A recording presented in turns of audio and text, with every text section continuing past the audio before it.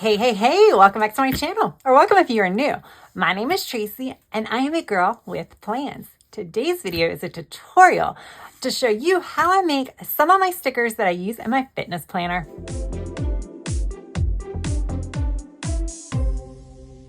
All right, guys, so this is the first of hopefully several tutorial videos. I'm not sure how many I'm going to be able to do at this moment. I might be able to do some more toward the end of the year when I have a little bit more availability.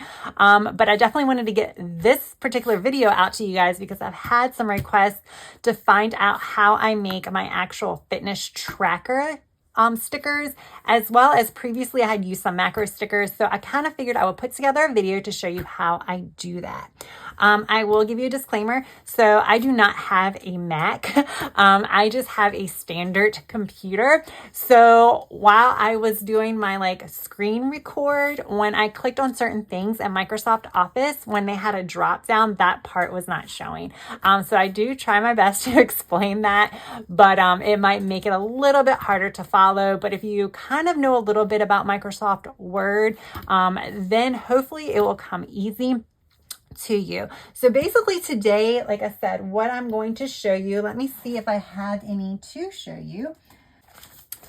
So I used to create just these basic little stat trackers, and what I would do is just create a whole page of these, print them out on just regular sticker paper, and then cut them by hand. So you don't need a Cricut or anything like that. I have kind of started using different stat trackers that I cut with the Cricut and things like that, but that becomes super complicated. And I don't know if I'm there yet as far as creating those types of videos. So I'm going to start simple. So I'm going to show you this, and then I do not have any more of my macro trackers.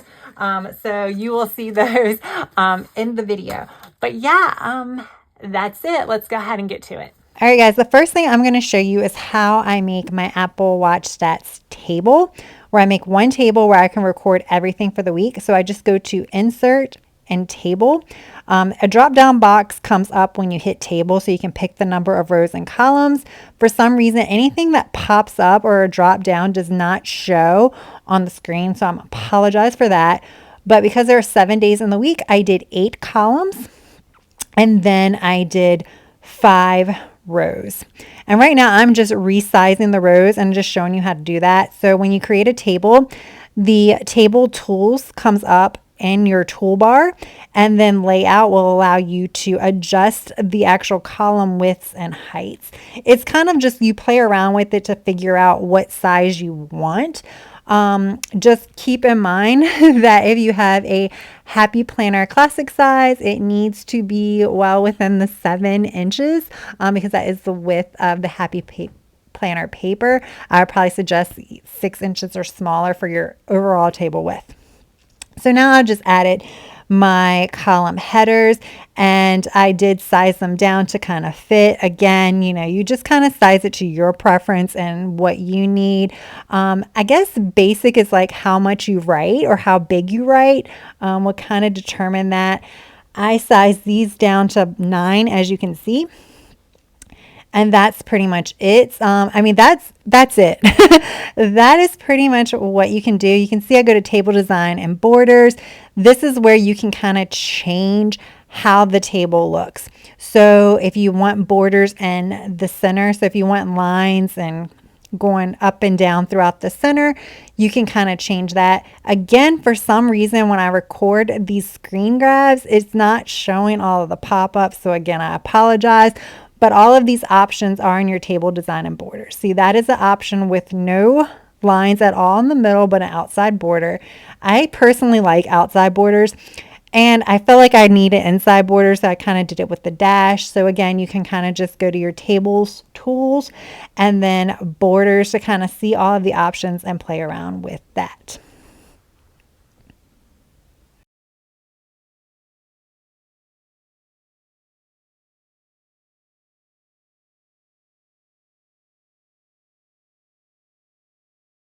All right, now I'm going to show you how I make the small Apple Watch stats, or just regular fitness stats, as well as macro trackers. These are the small ones that I place in each of my daily blocks to track them on a daily basis. Again, I use tables. So I create one big table. I just randomly pick a number of rows and columns to start with, and then I add another table inside that first cell. And that one I make it 2 columns and 6 rows. So it fits in the thing, and as you can see right now, it's not fitting, but then what I'll do is I will go ahead and resize it in a second so you can see. The first thing I do is I go ahead and resize the font to make that small. You can see I'm kind of playing around with it, and 8 is pretty good. Once you go below 8, it starts getting really, really tiny. So right now I'm trying to adjust it manually here, but you'll see in a minute I just go to my table tools again, and I adjust the size of the actual columns to kind of help everything fit a little bit better. That is probably going to be the easiest thing to do as far as making things sized perfectly for the way that you want them to fit in your particular planner spread. So you can see I just go to table tools and layout, and then I adjust the width of the columns to make that column fit all of the text that I want it to fit. Of course, you can always abbreviate a little bit more to make it fit as well. And now I'm going to the second column, and I'm adding just, lines. And then I always do a slash, and then I write the goal. So like if your stand goal is 8 or 12, then you can do slash and then write that. So then, I would write I stood for 8 out of 12. Of course, you can just do a line and just write how many you did that day. So that's just kind of what I do for that. So I'll just show you how I finish this up.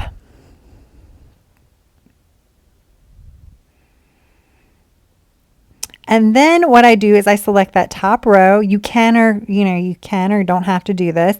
So I select the top row. So I select both of those cells, and then I click merge cells. Of course, you can right click and hit merge cells as well. However, if I right click, you can't see it because again, my pop-ups are not showing up. So that's why I'm kind of going the long way to do this. And then again, in your table tools and layout, you can kind of see how you want to, if you want to align your text to the left, if you want to center it or whatever, you can do all of that there. All right, now we are going to create a macros table. So I do the same process. I go to insert table. Now I personally, when I did this, I did 3 columns and 4 rows.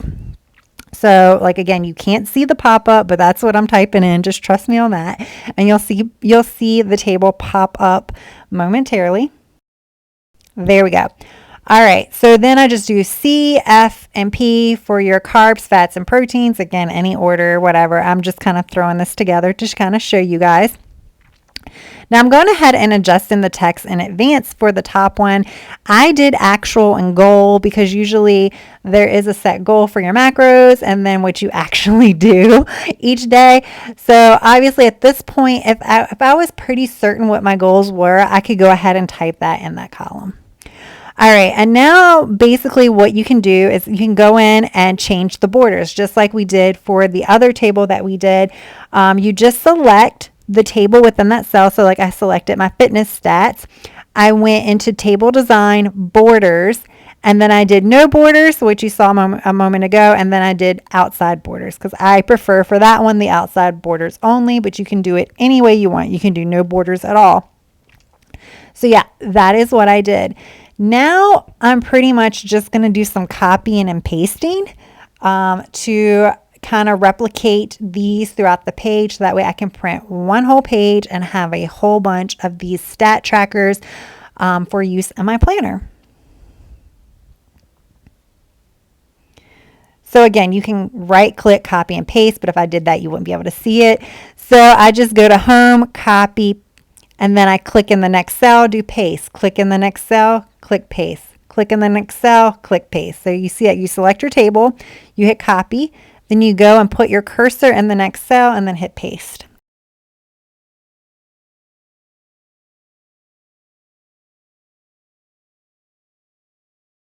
Okay, so now that we have created an entire row of these, let's create multiple rows. So you select the entire row, you go to table design and layout, and then insert row below. So you have to have a blank row in order to copy and paste the row. And you keep that whole row selected, you do copy, and then you go down into the blank row and hit paste. That is really all you do. So you, again, you select the entire row, hit copy, and then you go down to the blank row and hit paste. And you just keep repeating that until you have created the amount that you want.